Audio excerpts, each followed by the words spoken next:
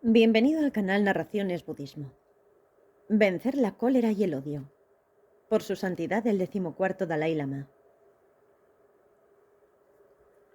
Hemos hablado de la naturaleza engañosa y destructiva de las ilusiones. El odio y la cólera son los mayores obstáculos para un practicante de la bodhicitta.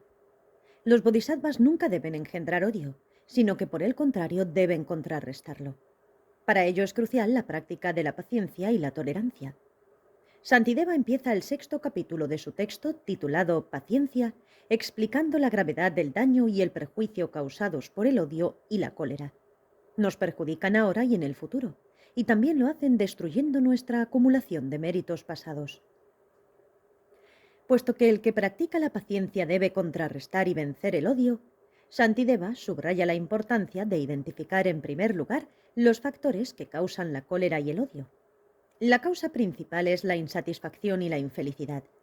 Cuando no somos felices y estamos insatisfechos, nos sentimos frustrados fácilmente y esto da lugar a sentimientos de odio y cólera.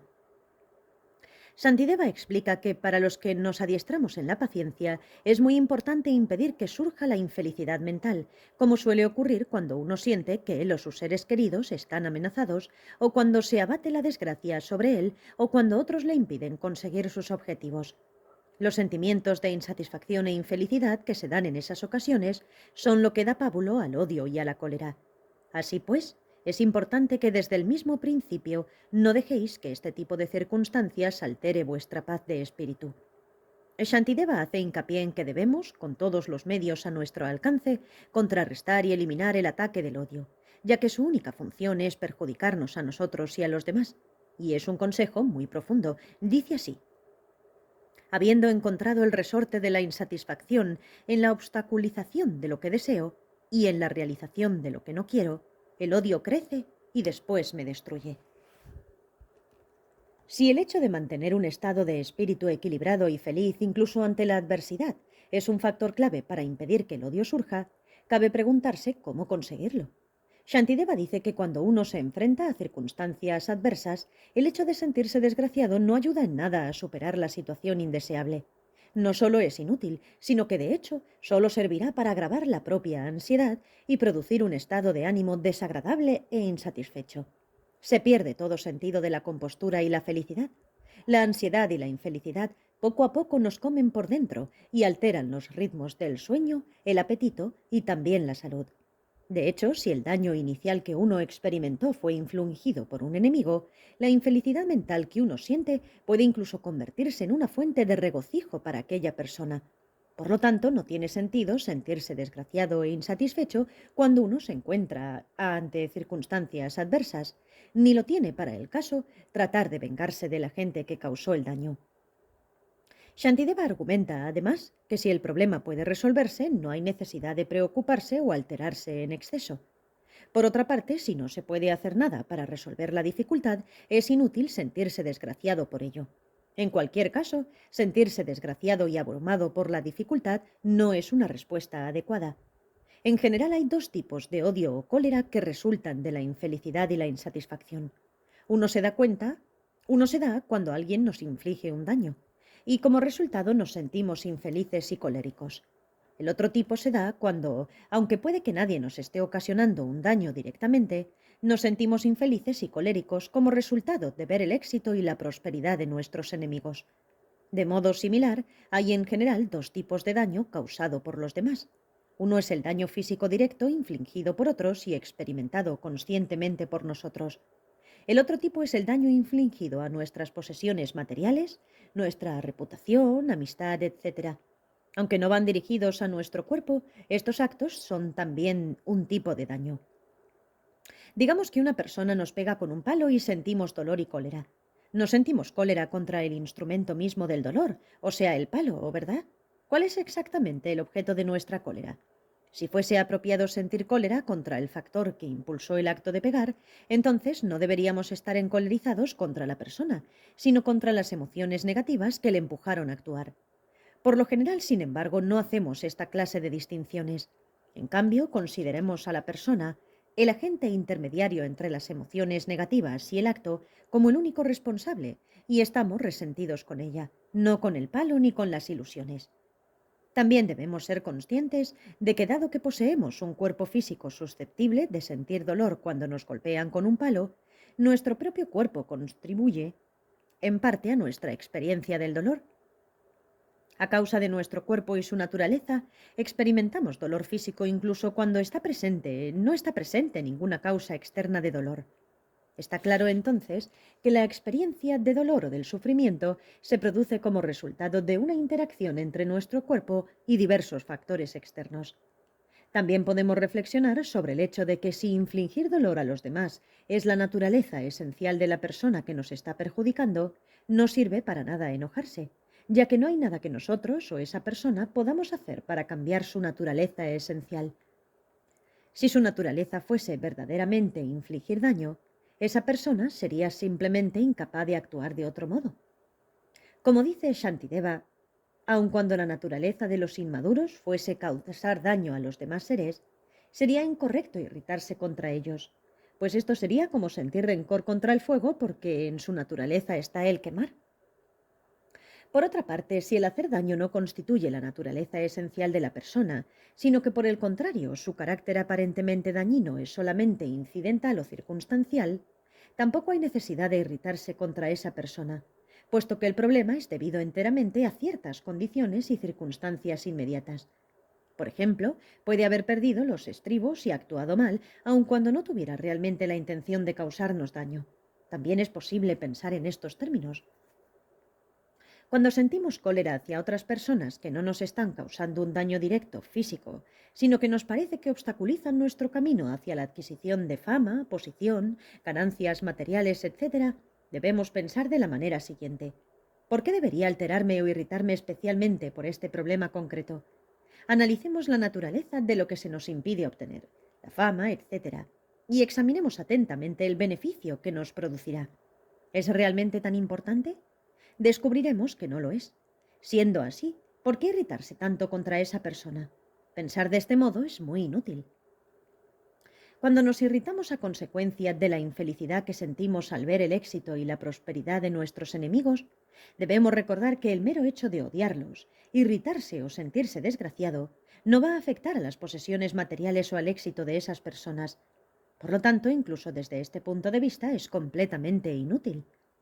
Además de la práctica de la paciencia, los practicantes que toman el texto de Shantideva como fuente de inspiración también buscan desarrollar la bodhicitta, la actitud altruista de querer alcanzar la iluminación por el bien de todos los seres sensibles, así como la compasión y la transformación del pensamiento. Si a pesar de su práctica todavía se sienten desgraciados por el éxito en la vida de sus enemigos, deben recordar que esta actitud es muy inadecuada para un practicante de la bodhicitta. Y si esta actitud negativa persiste, el pensamiento de soy un practicante de la bodhicitta, soy una persona que vive de acuerdo con los preceptos de la transformación del pensamiento, no es más que palabras vacías de sentido. Un verdadero practicante de la bodhicitta debería, en cambio, alegrarse de que otros hayan podido conseguir algo por sí solos sin ayuda. En vez de sentirse desgraciado y resentido, debería alegrarse del éxito de los demás. Si investigamos en un nivel todavía más profundo, encontraremos que cuando los enemigos nos infligen un daño, en realidad podemos sentir gratitud hacia ellos. Estas situaciones nos proporcionan una rara oportunidad de poner a prueba nuestra práctica de la paciencia. Es una ocasión preciosa para practicar no solo la paciencia, sino también los demás ideales del Bodhisattva. A causa de ello, tenemos la oportunidad de acumular mérito en estas situaciones y de recibir los beneficios correspondientes. El pobre enemigo, por otra parte, a causa de la acción negativa de infligir daño a alguien movido por la cólera y el odio, a la larga tendrá que enfrentarse a las consecuencias de sus actos. Es casi como si el causante del daño se sacrificara por nuestro bien. Dado que el mérito acumulado por la práctica de la paciencia solo ha sido posible gracias a la oportunidad que nos ha proporcionado nuestro enemigo, hablando en rigor, deberíamos dedicar nuestro mérito para el bien de ese enemigo. Es por esta razón por la que el Bodhisattva Charyavatara habla de la bondad del enemigo. Aunque podemos reconocer por una parte la bondad del enemigo, por otra podemos ver que éste no tenía ninguna intención de ser bueno con nosotros. Por lo tanto, pensamos, no es necesario que recordemos esta bondad en absoluto. Si para poder respetar o apreciar algo tuviera que haber una intención consciente por parte del objeto, Este argumento debería aplicarse igualmente a otros sujetos. Por ejemplo, por su parte, la verdadera cesación del sufrimiento y los verdaderos caminos que llevan a ella no tienen ninguna intención consciente de ser benéficos, y sin embargo los respetamos y veneramos. ¿Por qué? Porque de ellos obtenemos un bien. Si los beneficios que obtenemos justifican nuestra veneración y respeto hacia estas dos nobles verdades, a pesar de que no tienen ninguna intención consciente, esta misma razón debería aplicarse a sí mismo al enemigo. Sin embargo, se podría pensar que hay una diferencia importante entre el enemigo y las dos verdades de la verdadera cesación y los caminos verdaderos. A diferencia de las dos verdades, el enemigo tiene la voluntad consciente de hacernos daño. Pero esta diferencia tampoco es una razón válida para no respetarlo. De hecho, es en todo caso un motivo más para venerar al enemigo y estarle agradecidos. Es en efecto este factor especial el que hace único a nuestro enemigo. Si el mero hecho de infligir un dolor físico fuese suficiente para hacer de alguien un enemigo, tendríamos que considerar como tal a nuestro médico, pues a menudo nos causa dolor durante el tratamiento. Ahora bien, en cuanto practicante auténtico de la compasión y la bodhicitta, uno tiene que desarrollar la tolerancia, y para practicar sinceramente y desarrollar la paciencia, necesitamos a alguien que nos haga daño conscientemente. Así, estas personas nos proporcionan oportunidades reales de practicar estas cosas. Ponen a prueba nuestra fuerza interior de un modo en el que ni siquiera nuestro gurú puede hacerlo. Ni siquiera el Buda posee esta capacidad. Por lo tanto, el enemigo es el único que nos da esta oportunidad de oro. Es una conclusión bien notable, ¿verdad? Pensando en estos términos y utilizando estas razones, uno acaba adquiriendo una especie de respeto extraordinario hacia sus enemigos. Este es el mensaje principal de Shantideva en el capítulo 6. Una vez que se ha adquirido un respeto genuino hacia el enemigo, uno puede eliminar fácilmente la mayoría de los obstáculos que le impiden desarrollar un altruismo infinito. Shantideva menciona en el Bodhicharyavatara que, al igual que el campo de los Budas contribuye en gran medida a la obtención de la omnisciencia, hay también una contribución igual por parte de los seres sensibles. La omnisciencia solo se puede alcanzar con la ayuda de estos dos campos, la bondad de los seres sensibles y la bondad de los Budas. Para aquellos de nosotros que manifestamos ser seguidores de Buda Shakyamuni y que veneramos y respetamos los ideales del Bodhisattva, Shantideva afirma que es incorrecto sentir rencor u odio hacia nuestros enemigos cuando todos los Budas y Bodhisattvas tienen un gran amor hacia todos los seres sensibles. Y nuestros enemigos, por supuesto, forman parte del campo de los seres sensibles. Si sentimos rencor hacia aquellos a quienes los Budas y Bodhisattvas aman tanto, estamos en contradicción con los ideales y la experiencia de los Budas y Bodhisattvas, los seres mismos a quienes intentamos emular. Incluso desde el punto de vista mundano, cuanto más respeto y afecto sentimos hacia cualquier persona, más consideración tenemos por ella. Tratamos de evitar actuar de maneras que ella pueda desaprobar, pensando que podríamos ofenderla. Intentamos tomar en consideración la forma de pensar de nuestro amigo, sus principios, etc.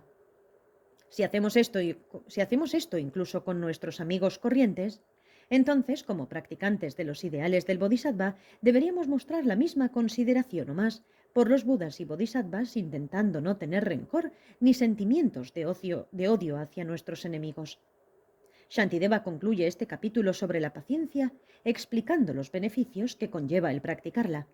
En resumen, gracias a la práctica de la paciencia, uno no solo alcanzará un estado de omnisciencia en el futuro, sino que incluso en la vida cotidiana experimentará sus beneficios prácticos. Podrá mantener su paz de espíritu y vivir una vida gozosa.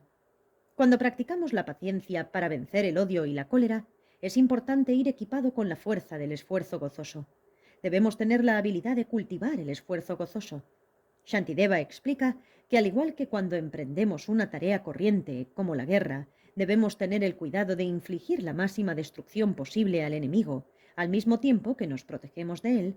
Del mismo modo, cuando emprendemos la práctica del esfuerzo gozoso, es importante alcanzar el máximo nivel de éxito, asegurándonos de que esta acción no perjudica u obstaculiza nuestras otras prácticas.